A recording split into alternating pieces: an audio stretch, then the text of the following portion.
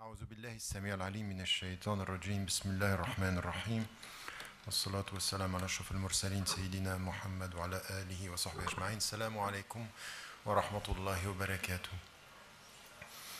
I want to thank you for this invitation, the organization around this project and the last prophet info and promoting a better understanding of not only the Prophet, peace be upon him, والسلام, but also the message. And what I'm trying to do with you today is in 1 hour, in fact, doing exactly the opposite of what you were thinking I was going to do. So it's not to talk about the way we have to talk about the Prophet to them, to the world, but the way we have to talk about the Prophet ﷺ to ourselves in order to be understood by everybody. And this is my take. I think that when we speak about the Prophet ﷺ, instead of making it, oh, we have to attract the people, to make it understandable and to please the people, Islam and the Prophet ﷺ doesn't need a PR exercise. They don't need publicity. They need us to understand the message, to understand who he was, and to try to follow him, because this is what the Quran is telling us about him. لَقَدْ كَانَ لَكُمْ فِي رَسُولِ اللَّهِ أُسْوَةٌ حَسَنَةٌ. So he is the best model that you have to follow. And why are you following the Prophet ﷺ first? Why are we trying to follow the Prophet ﷺ? Because this is a relationship that we have with God first, not only with the Prophet ﷺ. So there is something which is beyond him. قُلْ إِن كُنْتُمْ تُحِبُّونَ اللَّهَ فَاتَّبِعُونِ يُحْبِبُكُمُ اللَّهُ. So say if you are loving God, so the relationship is about your relationship with God, with him, with the one, التوحيد الأصلي. So if you are with him, follow me. And the way you follow the Prophet ﷺ, it's going to be the ultimate and final result that you want is to be loved by him. So it's not a PR exercise on only strategy to make them understand who is the Prophet ﷺ. It's for us a love story. It's for us a love story. And a love story, it's not only coming from our mind, it's coming from our heart. The way we deal with the Prophet ﷺ, the way we have to understand his life, and then the way you are going to translate this. And you know something, when you understand somebody with your mind, the way you are going to talk about him is going to come out of your mind. The way you love somebody, the way you are the way you are going to talk about him, it's going to come out of your heart. And the world doesn't need people talking about the Prophet ﷺ only with facts and minds. It's about spirituality and meaning. And I think that before being a communication exercise is for us a spiritual exercise to come to the Prophet ﷺ to understand what should be understood. Second point that I wanted to make, it's critical. Because in fact, talking about the Prophet ﷺ and for ourselves coming back to his life, in fact is the true introduction to Islam. If you want to introduce people to Islam, don't tell them, read the Quran. It could happen for some. We have some, their spiritual experience came out of the Quran. They heard the Quran and this was the revealing factor. It happens. But when it comes to understand Islam, when it comes to understand what is the Islamic message, the best introduction to Islam is the Prophet ﷺ and his life. For many reasons. First, because as Aisha radiallahu anha said, كَانَ خُلُقُهُ الْقُرْآنِ, that he was the embodiment, the personalization of the Islamic principles and character and good manners.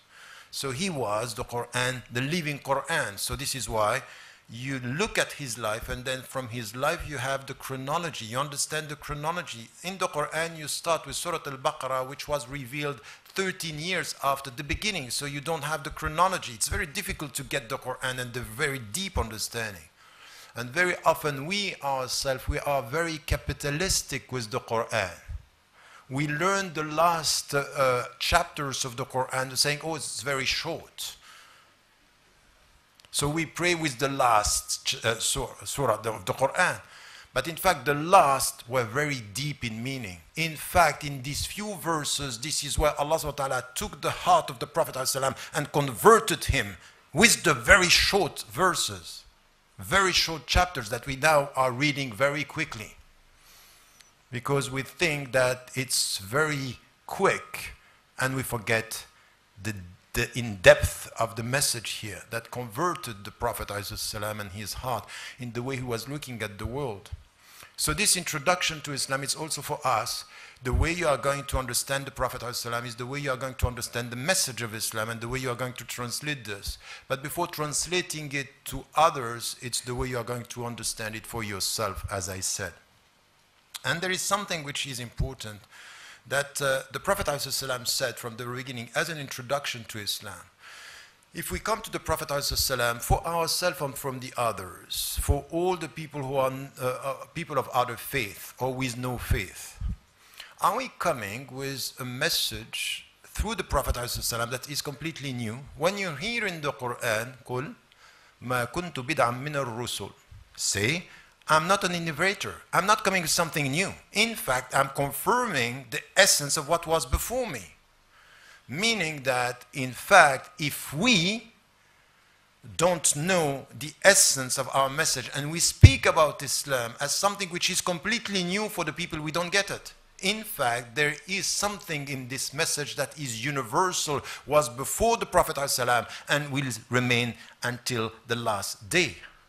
So how do you get this universal, this dimension that was, and where he's saying, I'm not innovating. I'm just coming to say what was said before me, what came before me. I'm just confirming.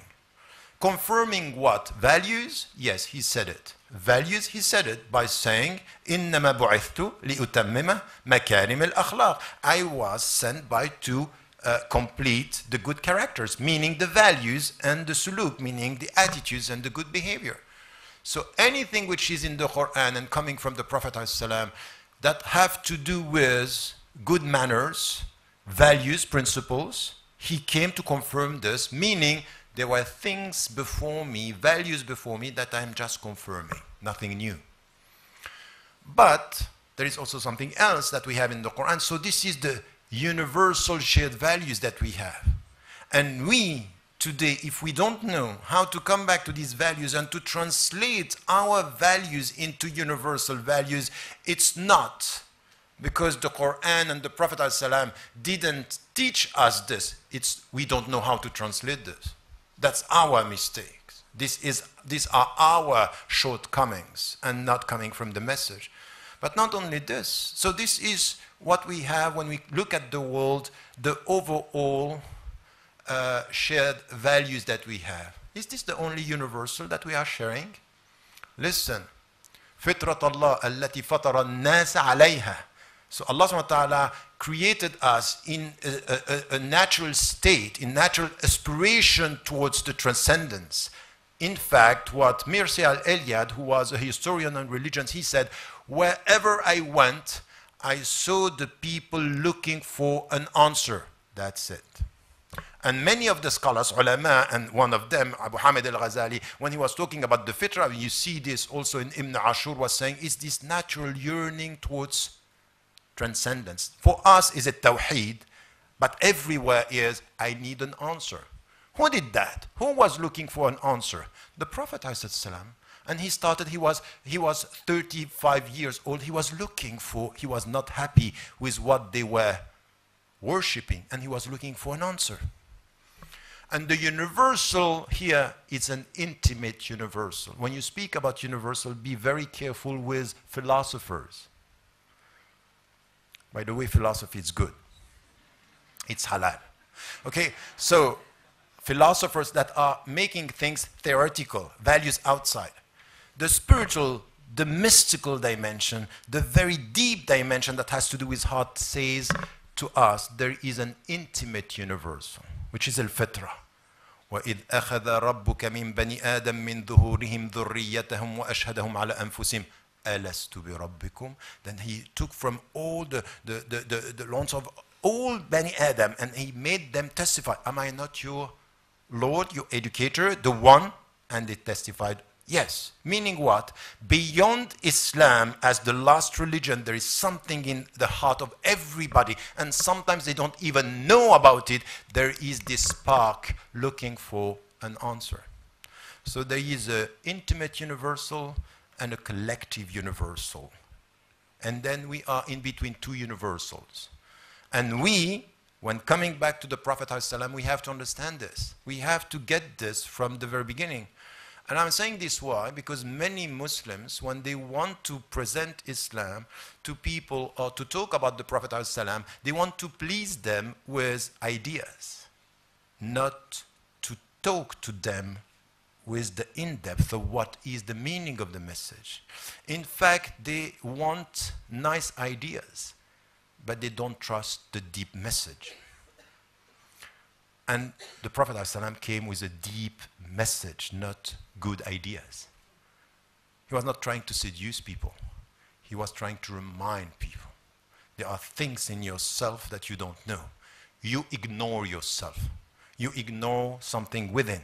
So it's revealing what is in your heart and revealing what we are all sharing as human beings.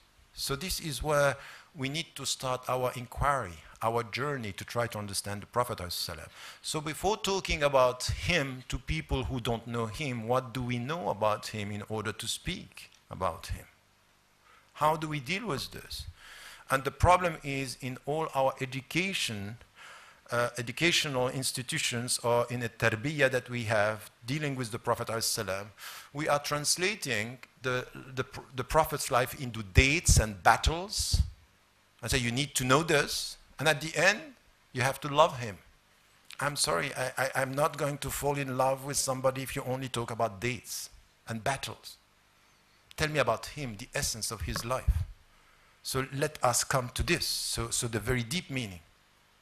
I think it's essential here. You know who translated into Danish the book that I wrote on the Sira of the Prophet ﷺ? The very same people who, in fact, launched the whole controversy in the Jylland-Posten, the newspaper. In fact, my answer to them was not to say you are wrong. He said, I wrote a book. And they said, this is the best answer that we can get. Why? Because you are talking about the essence and you are not talking about the controversies. And sometimes our answer should be, you want to play at the periphery, we invite you at the center. We invite you to the deep understanding of. So they translated this as an answer saying, we are not against the Prophet, ﷺ. We are against these people who are completely eccentric or sometimes violent in the way they react. And this is where we should be at the center of our message and not at the periphery of their provocation. But it means that this is where we have to go. So there is one thing which is in between very important, that the way we have to understand the deep meaning. The Prophet ﷺ, before becoming the Prophet, before he got the first revelation, was in fact respected by the people around him for universal principle. He was called the Sadiqul Amin, trustworthy and truthful and trustworthy, meaning that in fact these values that were going to be so important in the future were acknowledged by people who were not Muslims, and then they were acknowledging that there is something which is universal here. When you are trustworthy and truthful, it means when you speak the truth. And when you are trusted, you protect the trust, which is so essential when you have a mission. When you are talking here about something which is so essential about our understanding, that the starting point of the Prophet coming with the new message, which was not so new but was a reminder, was based on his qualities that were acknowledged by the people. And when we speak about this, when we speak about the Prophet ﷺ, we need to come to this dimension to understand that these values that we are cherishing as Muslims are values that are everywhere. These are universal values within the society. And in fact, he was trusted afterward because he was trusted before. And Allah al-Mukhtar elected him in a way which is وَإِنَّكَ لَعَلَى خُلُقٍ عَظِيمٍ. You have a noble character. And this is beyond the fact that you are Muslim, non-Muslims. It's the way you are as a human being. So there is something in humanity. The humanity of this divine message is to celebrate human nobleness and characters. And this is why we also have to come with this. It's not to discuss or to understand that at the end, we also have to experience this. By the way, when you deal with your people here, people who are Turkish people and secular, or even atheists, or people who are having another religion, how do you deal with them? What is your respect? Are you able to see in them the good behavior?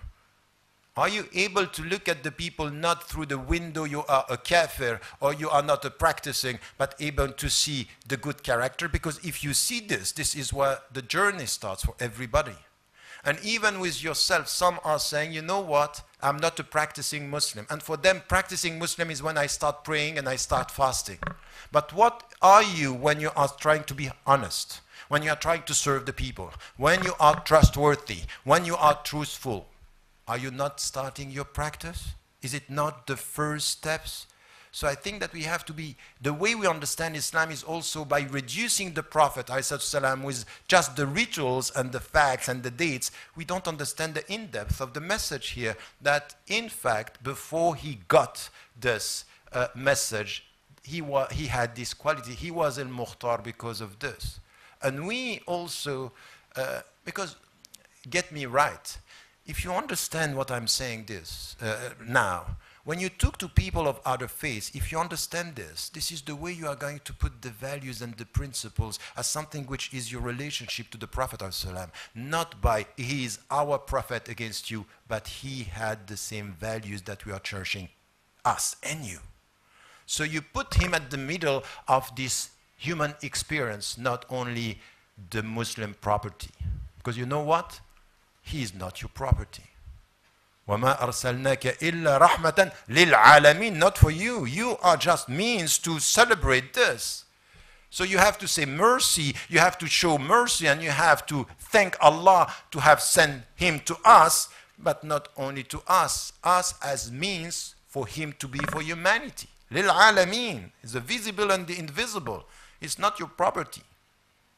So if you end up making him your property, you don't get the message. You don't understand what we are talking about. And there is a second point here. He had these noble qualities and characters. And there is something which also it's important. The way we understand that, can you imagine? He was living with people who were worshipping idols. And at one point in his life, he was not satisfied. And in fact, what Allah took him from his qualities to al-fitrah, looking for what is the truth. And he started isolating himself from the society and looking for the truth. If you understand this, and by the way, any one of us who is not doing this in his life, if you think that because you are a believer, you should not look for the truth, there is a problem. Because it's an ongoing journey looking for the truth. And even with our idols and contemporary idols, he rejected all these idols saying these are gods. But the idols of today are what? Money, consumerism, even ourselves. Sometimes, and you have to listen to what came to the Prophet ﷺ in Surah Al-Muzammil. وَاصْبِرْ عَلَى مَا يَقُولُونَ وَهْجُرْهُمْ هَجْرًا جَمِيلًا. Look at this. Be patient and resist and to what they are telling you or saying, attacking, the way they are attacking you. And isolate yourself from them. Exile. A beautiful exile. It's not only that you have to isolate, it's the way you do it. There is an aesthetic of isolation or exile. Make it in a noble way. Even in the way, but is it not today when you talk about to yourself, don't you have sometimes to isolate yourself from your own society? In the middle of the Turkish majority Muslim society, with consumerism, with the way we fast, with the way, this is an experience. And you are going to be able to talk about it to anybody if you talk about it to yourselves first. So this fitrah, which is this necessity to come back to your heart, and you listen to When you have to follow the Prophet ﷺ, you have to follow the Prophet ﷺ to come back to your heart. وَعْلَمُوا أَنَّ اللَّهَ يَحُولُ بَيْنَ الْمَرْءِ وَقَلْبِ, that the knowledge of God is between you and your heart. So this is what was said to the Prophet ﷺ, come back to your heart. So he isolated himself to get an answer from Jibreel alayhi salam. So this is an experience that you need to ponder over to be able to talk about it, because it's two at the same time very universal in intimated terms. It's coming from the heart. It's something that we need to experience. And when you talk to yourself, I can tell you something. What I'm saying here, I can say to any gathering. No one is going to tell you it's strange what you are talking about. Anywhere in the world, say, isolate yourself from consumerism. Isolate yourself from appearance. Isolate yourself from worshipping money, from worshipping power. That's the starting point of him isolating himself and trying to get truth versus traditions and customs and polytheism. And polytheism, by the way, is not something of the past. A shirk, it's everywhere. And the most dangerous thing is the hidden shirk, as you know, coming from the Prophet ﷺ. He told us this. So when, for example, even when you pray, sometimes you pray because you know that you are seen praying. That's a shirk. So it's so deep that you have to go very far in understanding what is the meaning of sincerity in the way you understand al-ihsan. أن تعبد الله كأنك ترى فإن لم تكن ترى فإنه يراك. That you worship God as if you are seeing Him, because if you don't see Him, He sees you. That's essential. And by the way, I'm not saying this as if Allah is looking at all our mistakes. It's the opposite. He is accompanying us to get this sincerity, to try to be with Him alone as we are with the community. So this is once again talking here about the fitrah, and we as Muslims, when we come back to the Prophet ﷺ, we should understand when we go through his life, how he was educated, and then the fitrah in him. There is something that has to do with the fitrah. He was a human being, and the Quran is telling us, I am but a human being. I'm like you. I'm a human being. And this is why I'm your example. This is why I'm your model. I'm your model because I am a human being. And if you were angels, I would have been sent as an angel. This is also what we find in the Quran. So he is an example because of his humanity and the way he himself was going through steps here. And then the second point, which is very important, that how was the translation of the first conversion of the Prophet ﷺ in his life? Because we have to come to this, because the chronology is very important. I was talking about the first verses that were revealed. There is something which is very strange with the verses and chapters that were revealed, is the relationship between the presence of God and the way you look at nature. وَالْفَجْرِ وَالسَّمَاءِ وَالطَّارِقِ. All these things have to do with, if you are close to Him, you look at the world in a different way. So you look at the creation and you start understanding the meaning of praying. In fact, to pray is to thank Allah, isn't it? It's to come back to Him and to thank Him for what? For what He gave you. سَخَّرَ لَكُم مَا فِي السَّمَوَاتِ وَمَا فِي الْأَرْضِ. And the first conversion in the cave, Ghar Hira, was look at the world in a different way. Yesterday you were seeing elements, today you have to see signs. And the science is what? The element plus the meaning of the element. There is one God. That's a spiritual dimension. He was looking for truth, and Allah subhanahu wa ta'ala tell him, I am here, and all this world is a gift. And you are Khalifa fil ard, a vicegerent. You have to manage, you don't have the ownership. This is the deep spiritual message of Islam, that the first conversion has to do with nature, the way you look at nature. And if you understand, the Prophet ﷺ liked so much Surah Al-Rahman. Arusat al-Quran is just that he liked it so much because it's beautiful with this coming back, as if it was something coming back with this reminder. And then there is two verses that after he's Ar-Rahman, Allama al-Quran, Khalaqa al-Insan, Allamahu al-Bayan. الشمس والقمر بحسبان, saying, look, everything is in order. There is very, very strict order in nature. والشمس والقمر الشمس والقمر حسبان والنجم والشجر يسجدان. النجم is the star, or it could be even the plant, and the trees are praying, are prostrating. Meaning what? Now it's the time you understand you don't look at nature with your mind, you look at nature with your heart. And with your mind you understand it's scientific, with your heart you understand it's praying. Nature is praying, but you don't understand their prayer. This is something which is the starting point of the prophetic journey. If we are not able to come ourselves to this, you are going to do a PR exercise by saying he was so nice. But that's not the point. We are not here to sell the Prophet ﷺ. We have to understand this in our own teaching, in our own education. And then all what I'm saying here, you can understand the meaning of praying.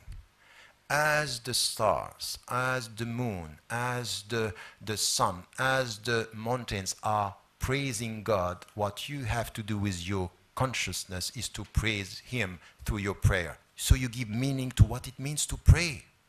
What it means to pray. And by the way, are you sure when non-Muslims are asking you, why do you pray? It's why. Very often we come and say, okay, because we have to pray 5 times a day. I don't care about the number. I want to know the meaning. What is the meaning of praying? You get this if you come back to the very beginning of the spiritual journey of the Prophet ﷺ. To remember the meaning, to remind ourselves what is the very essence of what we are doing. We are integrating nature because everything in nature, as the angels, and by the way, angels exist.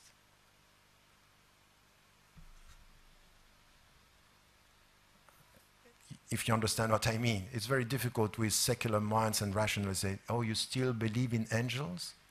Yes, and so what? So there is the invisible dimension here that even we have to be careful. You know, I saw many people converting to Islam, and there are steps. We have to be very careful. I will come back to this later. But just what I wanted to say here is when you come to the Prophet ﷺ and you try to understand his life for yourself, the way he was before, and then you come the way he was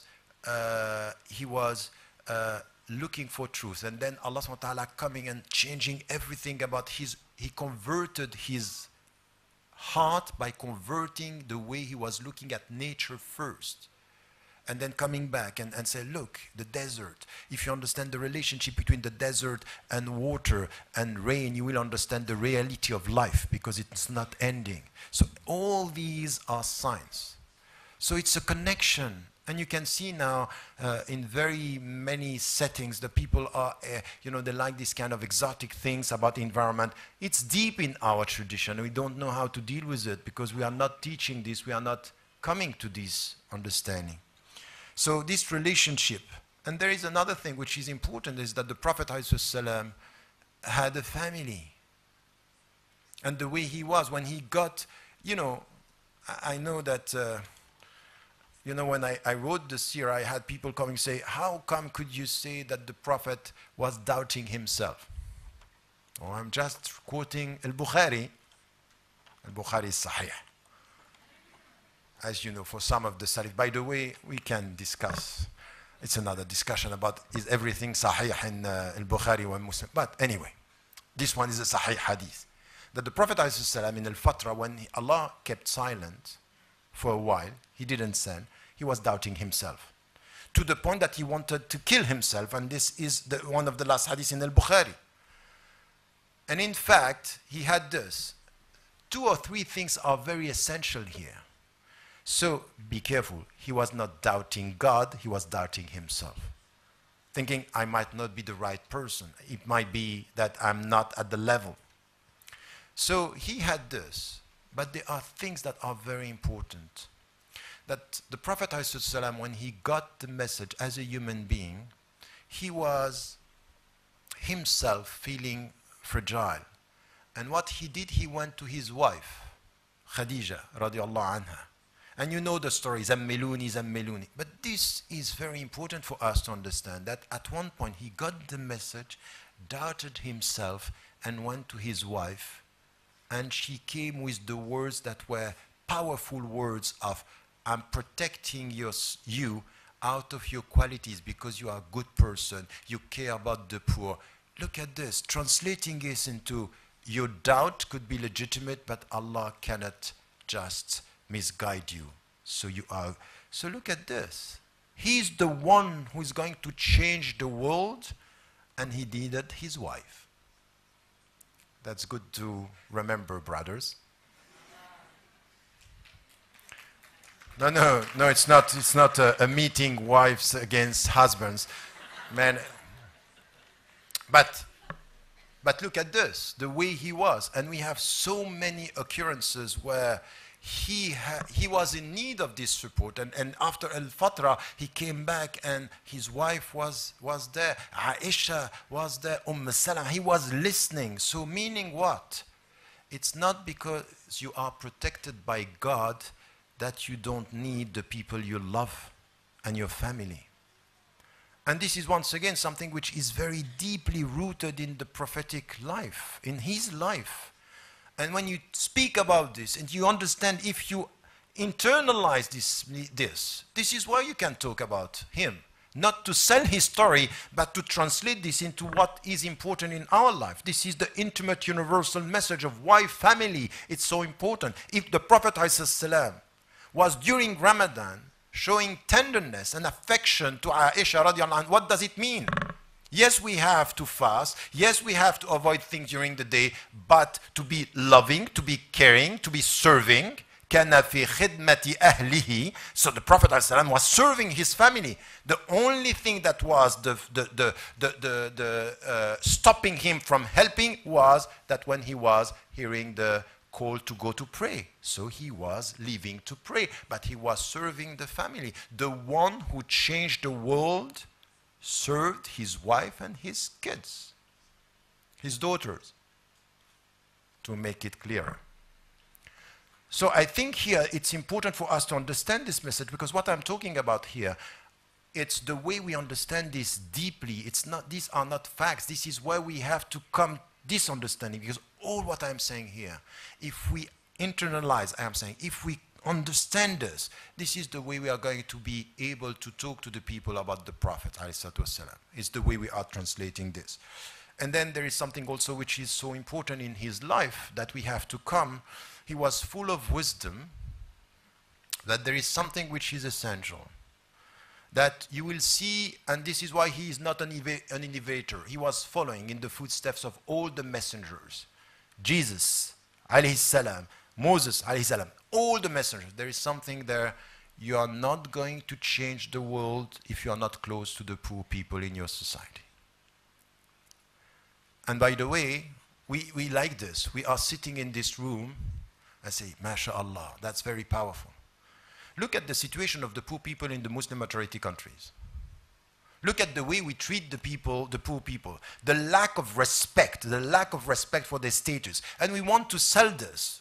And among this, I'm sorry, if you look at what is happening today, I'm very critical, and some of you who are following my work, you know that I'm very critical of what is happening around Al-Haram today. It's becoming the most capitalistic environment that we have. All malls, when you go to pray, and you are going there dressed in a way which you are celebrating poverty before Allah, and all around Al-Haram, malls and capitalism and McDonald's, halal. And the way we treat the poor coming to the country as slaves. As slaves. So how are you going to be trusted in the message if we are not clear with this, that all the messengers and the last Prophet ﷺ was saying and repeating something which is so important? Not only you serve the poor, but you love them. Allahumma nas'aluka hubb al-masakin. So this is also something which is essential, is a universal message. All the messengers, all the prophets came with something which is, we change the world relying on the poor people and relying on their quest for justice and dignity. And this is the way he was with his own daughter, who was serving Ahl Sufa, who were around the mosque in Medina. So once again, this message is also something which is important, is his concerns about the poor people, the needy people, to the point that one of the very rare occurrences that we have in the Quran, where the Prophet ﷺ was questioned about his behavior and saying that was wrong, when he was attracted by the rich and forgetting the poor old, asking him question about the Quran. عَبَسَ وَتَوَلَّى أَنْ جَاءَهُ الْأَعْمَى. So this is, you know the story, but this is something which is, once again, if we come ourselves deep to this, but if we are trying to be consistent with this message, once again, it's not only, you know, I have nothing to sell. I'm not living in the West just to say, you know, here's, no, I think that we have ourselves to come with this deep understanding. But not only this, that the Prophet ﷺ, and we have also to deal with it, he was wise with the people, and we know this. He was talking very slowly, repeating for the people to understand. So he was respecting the minds that were listening to him. This is one. Second, with the poor, he was serving the poor. And he was even protecting their mistakes and their weaknesses. But there is something which he was also doing. He was resisting the oppressors. He was courageous.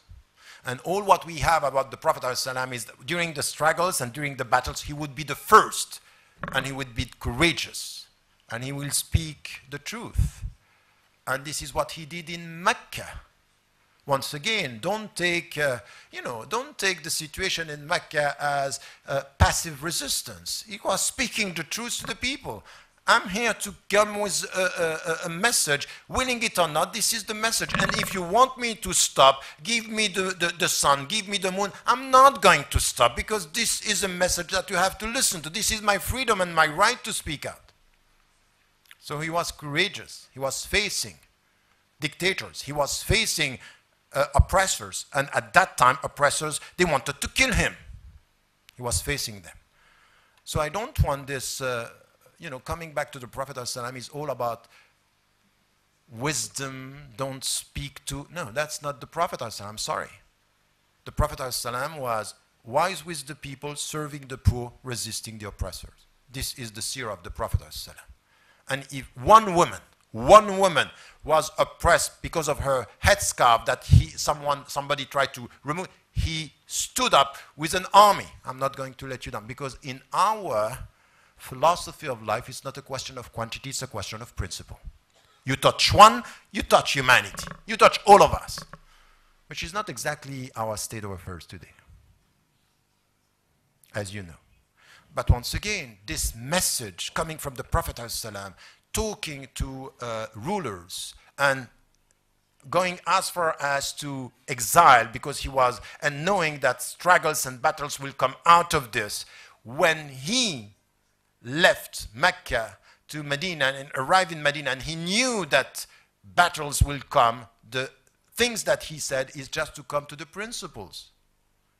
And the principles is Ifshu Salam, At'imu Ta'am. Look at this. Ifshu Salam is the meaning of Islam. You are here as agent of peace. At'imu Ta'am, serve the poor. Silul Arham, the family. Don't lose your family, you are losing the society. Sallu wa nasu niyam mean pray while the people are sleeping. Why? Because if you pray with your heart during the night, you will change the world using your mind during the day. But it's a connection which is not the Sufi trend that we have now. It's pray during the night and disappear during the day. And the last thing is تَدْخُلُّ الْجَنَّةَ بِسَلَامٍ. This is the final step, which is, this is the journey. So what is important for us is to get this message right. And then two things that I wanted to add. He also was a leader. And he was a leader, and he was listening to the followers.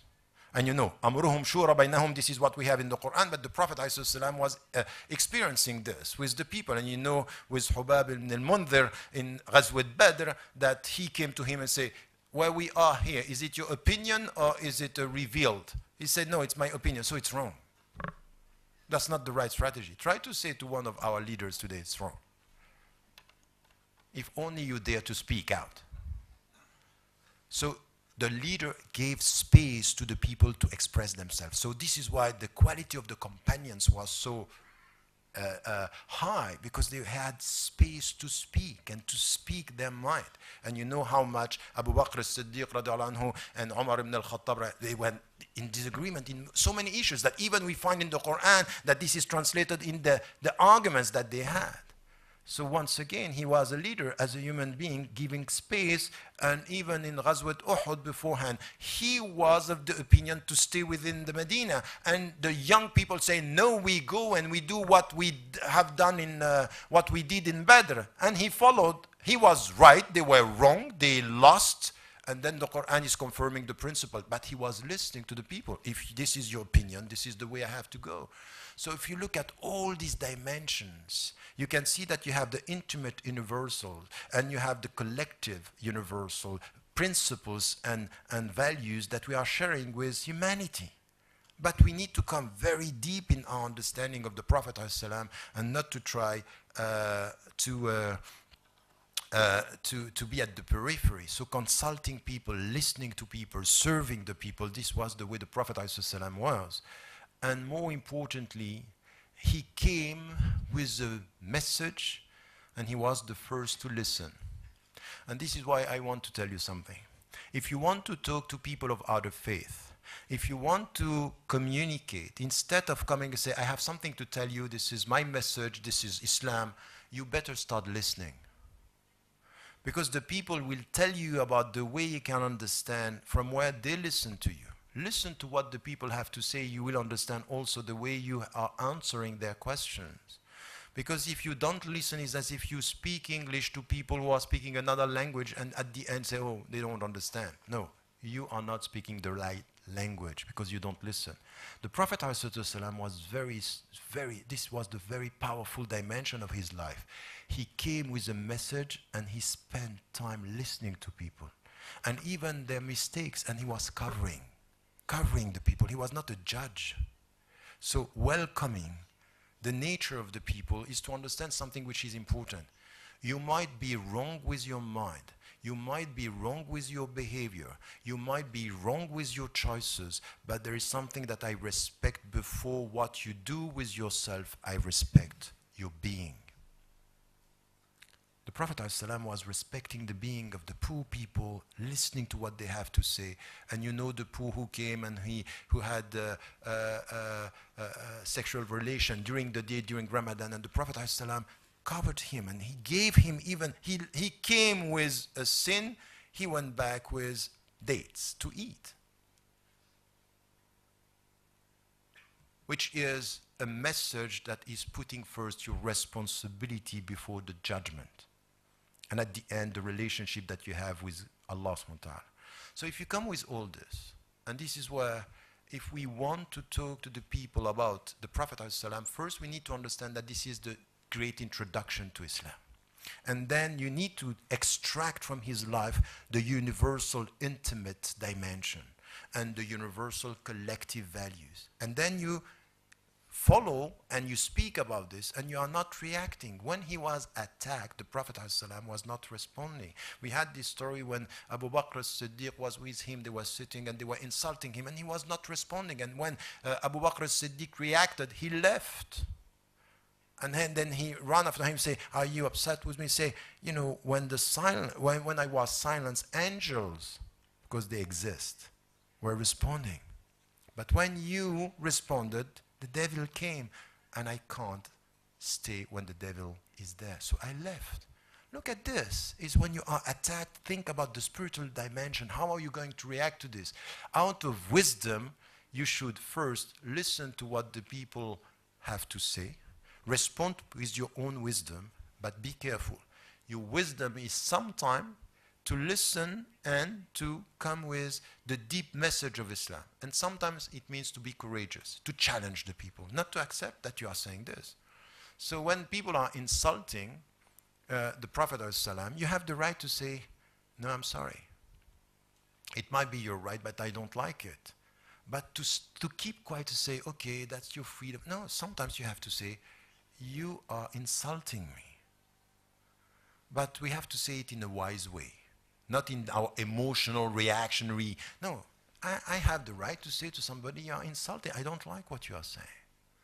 And in the name of my mutual respect, I don't like it, and I have the duty to tell you that I don't like it. But there is something that I will never do, which is responding to you by insulting you.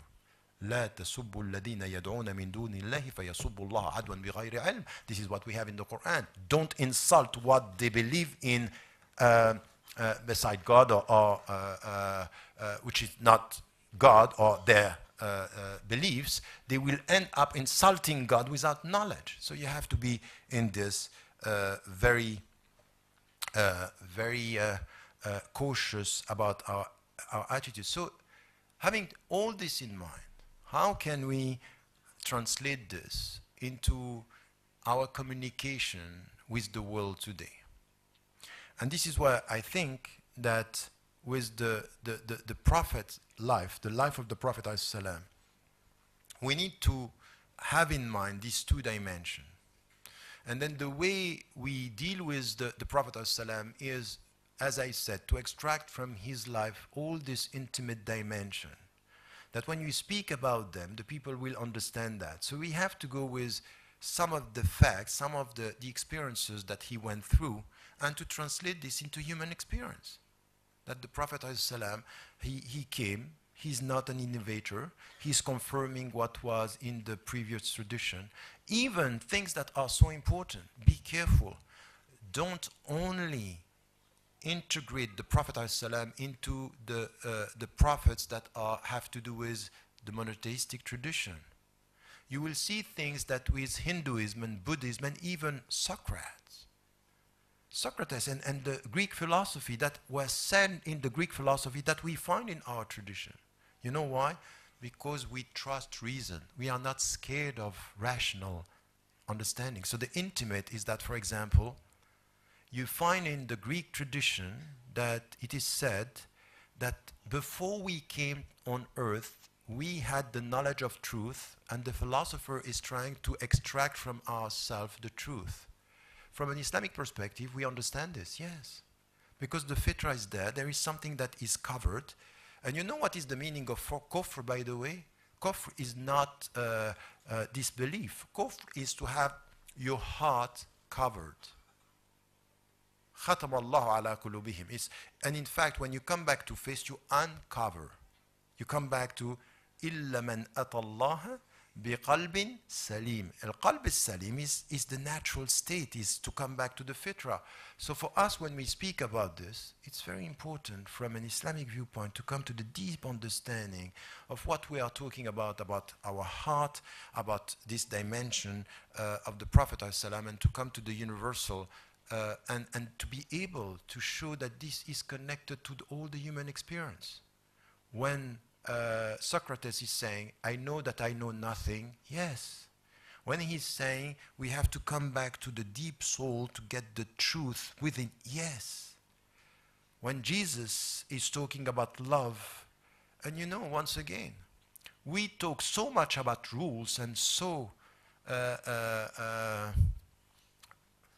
you know, this connection that we have to love. And you know, I'm coming from a family, I always heard about love and loving the Prophet ﷺ, loving God. And once I went to Brazil, and I went to deal with Christians working at the grassroots level. And they were liberation theologians. You know, if you heard about Daniel der Camara, who was working on the... And I came with all what I had with the Islamic teaching, and I went there and I saw Christians working on the ground, working with this, we have to love the poor, to serve the poor in the name of justice. They send me back to my message because this is coming from the fitra. This is exactly what you have to do with your fellow brothers and sisters in humanity. Not only, by the way, not only to be witnesses to the non-Muslims. Many of you, as Turkish people, you have to do it here. Here, in this country. Don't be obsessed with the West. Be obsessed with your neighbor. with the Turkish people here. The great majority of the Turkish people don't get the right understanding of the Prophet ﷺ and his message. And even the practicing Muslims, we always, because we are superficial in our understanding, this deep dimension which he had, which has to do with this. So how do we explain this? His quest for meaning, his quest for truth. We have to translate this. A Prophet ﷺ saying, when I was young, I was in Hilf al-Fudul, which was based about justice. If now I would have to come back to this, I would come back to this. So meaning there are universal principles. Justice is justice for all, not only for Muslims. And if a Muslim is doing something wrong, I have to stand up against him. Help your brother or your sister, right or wrong. How am I going to help my brother when he's wrong? Stop him, prevent him from doing wrong. This is the message. And if you speak like this, can I say this to a non-Muslim audience? Not only I'm going to be understood, say, oh, that's exactly what they didn't even think that we can think like this. Because we don't know how to translate the deep dimension here. So when we speak about this, is in fact to come back to the deep understanding of Islam, to translate this to the behavior of the Prophet ﷺ, and to be able to present the behavior of the Prophet ﷺ in these terms, with this dimension, the deep spiritual dimension. That at the end, the journey in our life is purify your heart. And purify your heart is try tomorrow to be better than you are today. It's a jihad. And please, when you speak about the Prophet ﷺ and about Islam, don't avoid some terms. I'm always talking about jihad, sharia. And I will. The problem is our definition. If jihad is the way towards peace, it's how I master my tensions and how I master injustices in society to get peace, because no peace and no justice, no peace. So this is the way we have to also come to this in the way we speak. So the spiritual dimension, but please not the spiritual dimension as, oh, spirituality is apolitical. There is no spiritual or apolitical spirituality or politics without spirituality. Spirituality is all about meaning. And in fact, the only way to have a right understanding of politics is to come to it with the spiritual dimension, that politics is to serve the people. It's not a question of only getting power. So I would say here that in this dimension, the universal, the intimate universal is so important. Then you speak, when you come to the Prophet ﷺ, you speak to his journey, about his journey. You speak about his heart. You speak about the fact, the way he was. The way he was. The way he was with nature, crying until Fajr in the morning, because he got a message, he got a verse, not talking about hellfire, not talking about punishment, but talking إِنَّا فِي خَلْقِ السَّمَاوَاتِ وَالْأَرْضِ وَاخْتِلَافِ اللَّيْلِ وَالنَّهَارِ لَآيَاتٍ لِأُولِي الْأَلْبَابِ. He was crying. There are signs in the creation of earth and heaven, and the alternation of night and day. For those who are full of insight, crying. And Bilal radiallahu anhu saying, why are you crying? Because I got this message. And he was saying, you have to ponder over this message. Meaning what? Look at nature. But once again, it's not just to sell it, say, you know what, in Islam we care about nature. And if we look at our life, we don't really care about nature. We don't in our education. We think that to educate our kids is about halal and haram. It's a relationship with nature. It's a relationship with animals. And also this, I'm sorry, you can speak about the Prophet as much as you want, ﷺ, but if we don't listen to the way he's telling us to treat animals. Halal meat is not only the way you kill animals, it's the way you treat them when alive. This is what the Prophet ﷺ was telling us, be careful with this. So this is also a message that we have. And also to be able to say, look, the best way to deal with the Prophet ﷺ is also to be able to deal with our own contradictions. Because we say that we are following the Prophet ﷺ, but it's not always the case. So to be able to say, be careful, our model is not always represented by the followers. And this critical thinking, this critical take on ourselves by being far from the model is also important, because it gives the model also a way that is protected from the shortcomings and the contradictions of Muslim. The best way to be faithful to the Prophet is not to avoid being critical with the Muslims, because we are betraying the message very often. But not in the way that we are rejecting a constructive criticism towards the Muslims. This is what we have to do with the intimate universal. So this dimension of the heart, the way he was dealing with poor, the way also that we need to deal with this as something which is essential with the intimate universal, to take some of the issues of our time and to try to say, what was the answer of the Prophet ﷺ about racism? When he had the black, when he had the Arabs, when he had people coming from all over, and he was saying, all of us, we are all coming from dust, we are all equal. This very deep understanding in Islam that the Prophet ﷺ was not differentiating people on colors, on origins. And he was implementing, إِنَّ أَكْرَمَكُمْ عِنْدَ كُلِّنَا وَلَقَدْ كَرَّمْنَا بَنِي آدَمَ. We are all dignified beings. Because we are human beings, we are dignified beings, and we are all equal. But the best and the most dignified among us is the one who has the deeper God consciousness. So this is the way the Prophet ﷺ was, and this is the way we have to talk about it. And I can tell you something, all what I said today, I'm saying it everywhere around the world, to Muslim and non-Muslim audiences, and they get it right. See, if this is the way, I like the way you are translating this. Because we are not translating at the periphery, come from the center, from the light, which has to do with the heart, which has to do with the mind. It's to make him a human, because he was a human. He's not the son of God. وَلِيَعُوذُ بِاللَّهِ. He's a human, he's our example. And this is why we have to come. And then comes the shared universal values that we are talking about. So we extract from the life of the Prophet, from the chronology of his life, these shared universal values. Are we not talking about dignity? Are we not talking about justice? Are we not talking about freedom? And even, I'm sorry, the life of the Prophet is Sira, the biography of the Prophet ﷺ, is not only a set of ahadith that we take. Even in the book that I wrote, and no one challenged me on that the Prophet ﷺ never killed somebody because she or he changed his or her religion. It never happened. So now you can come with ahadith and say the hukm al-ridda that we have. So that's some scholars. Now we have many interpretations about this. But I said it 25 years ago, the Prophet ﷺ never killed somebody. And the only thing that we mention in the hadith is when somebody was changing his religion to come to the Muslim community, taking some information and bringing them to the enemies. So it was war betrayers, not changing the religion. So this is another discussion, because this has to do with fiqh. But the point is that when you come to the deep understanding of the Prophet ﷺ, the way he was, even when we had to do with punishment, is forgiveness. So we, as Muslims, when we come to this, the shared values, it's about the human dignity. It's about equality.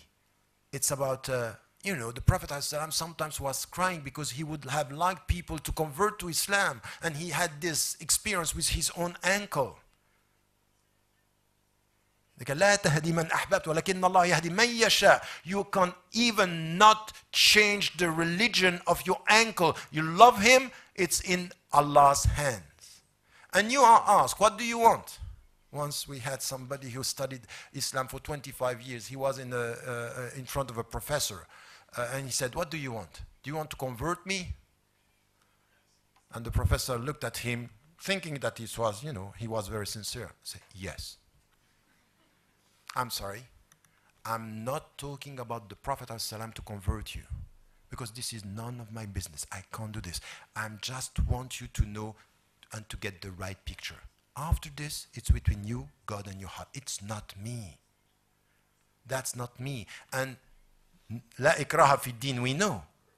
وَلَوْ شَاءَ رَبُّكَ لَآمَنَ مَنْ فِي الْأَرْضِ كُلُّهُمْ جَمِيعًا أَفَأَنْتَ تُكْرِهُ النَّاسَ حَتَّى يَكُونُوا مُؤْمِنِينَ. So if God would have willed, everyone would have been a believer. So do you have to, can you now impose this onto people? You can't. And the Prophet ﷺ never did it. So when we are asked in the West, are you here to convert us? No. We are here as witnesses of our message to the human being. That's it. Ar-Rahmah here, I'm trying to be a gift. I'm in the West. I'm even in Turkey to be a gift. If now the people who are looking at practicing Muslims don't see in Turkey that they are a gift, it might be that it's for the gift to rethink in which way he or she is a gift. This is the critical thinking. And then people are going to reject you. It's not because you are calling to peace that you are not going to have wars. Quite the opposite. The Prophet from the very beginning, he understood this. Know that if you are sincere with God, you will have attacks, adversity, insults. Know this. This happened. So I want also make it clear here that for every one of us, when you speak about the Prophet ﷺ, he was for peace, he was for justice, he was for dignity, he was for compassion and forgiveness. He was for all this, but he also had to face enemies. And this is sunnatullah, that we have to deal with this.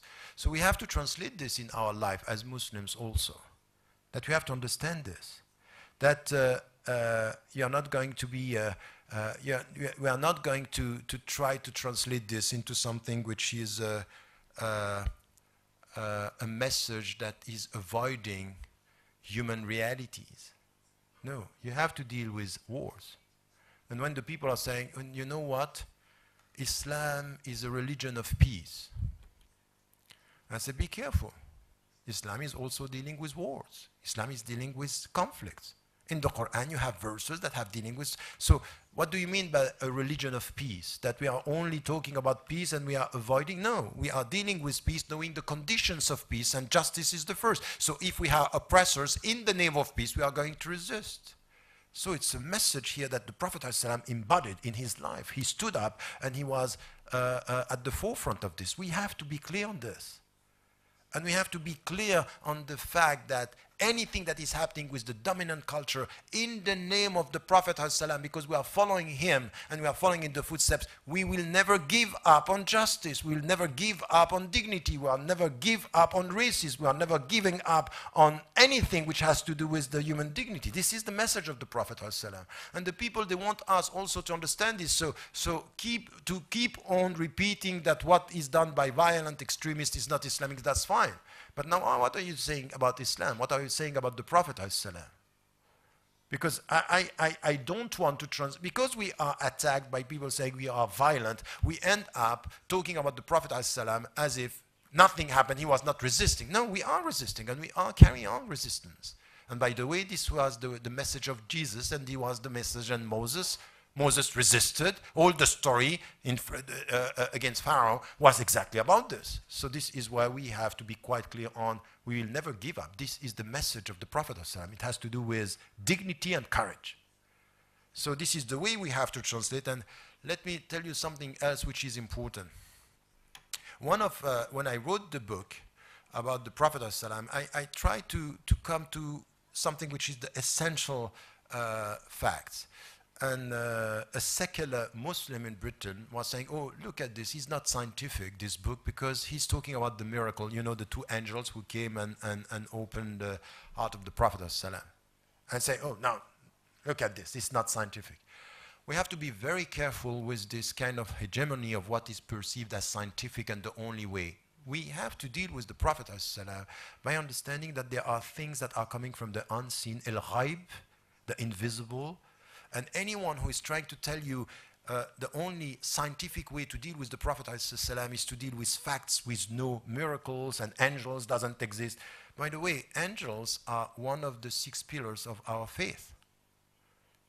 So the fact that every time you pray,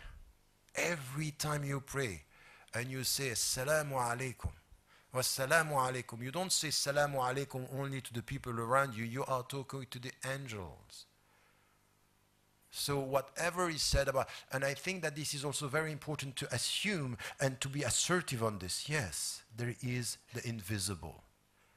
And when you, I don't know if it happens to you, but sometimes when you enter some homes, you feel something. When nobody is there and you say, Assalamu alaikum wa rahmatullah, you are talking to somebody.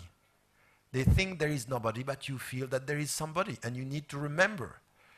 That's also, it's very important. In the time of consumerism and materialism, this is something, but you need to, not to start with this. You know, you have to, you talk to people and say, you know what, Islam is about angel. There are steps. You know, there is, in anything which has to do with mystics, there are steps. You know what the Sufi are saying. المقامات, they speak first about الأحوال, مواهب, والمقامات, مكاسب. المقامات means that you try to come close to Allah, this is coming out of your effort. And then at one point Allah is taking you where you come to Him. And you know this, you come to Him walking, He comes to you running. But this is very important. And I saw this with people who were converting to Islam. There are some points they don't get with their mind. But when they are starting their spiritual journey, at one point, yes, now I get it. There are things that you cannot get straight away. So start by being logical in the way you present Islam. Don't start with, you know, the big miracles that you think. And sometimes there are some miracles, we don't agree on all the miracles because there are some that are disputed. But at least we start with the facts, and then at one point, you can get this. You can get the spiritual dimension. It's also coming. And sometimes the people won't get this. So I think that we, you know what Ali karramallahu wajha was saying, خاطب الناس على قدر عقولهم. So talk to the people at the level of their mind. So it's also your responsibility. But as I said, before talking to the people, know where you stand with your own reference. And even before even talking again to the people, listen to what they have to say. Know yourself, listen to what they have to say and where they look at things, and then you start this communication. But from the center, at the center of your own understanding, not at the periphery. You, Muslims, you have nothing to sell, just to be witnesses. And that's essential for me, because this is the best presentation. And if you want to be faithful to the Prophet ﷺ, be careful. Be able to be self-critical with your own self. If somebody is looking at your own contradictions, acknowledge them. Acknowledge that sometimes you are trying your best, but you are not at the level. It's the best way to protect the level. It's the best way to protect him. Not to see people say, oh, if all the Muslims are like this. You know the story that some people were saying that it's good that they encounter or they know about Islam before knowing about Muslims. And some are always repeating this. But sometimes some people became Muslims because they met Muslims. So it's not, it's a two-way process. So we have here to be very, very deep in our understanding as Muslims. And once again, this is the way I would like us to think about the Prophet ﷺ, to think about this spiritual dimension, and it's the heart, it's the mind, these are facts. And please, please, don't hide anything. The question is the way we organize our understanding, organize the way we talk, but not to try to hide anything. And if you are serious and you trust the message, there is nothing in the life of the Prophet ﷺ that is not explainable. Nothing. Nothing. That there is something where you need to know more about the Prophet's life if there is something missing in your own explanation. Wallahu a'lam wa a'la wa ahkam. Wassalamu alaikum wa rahmatullah.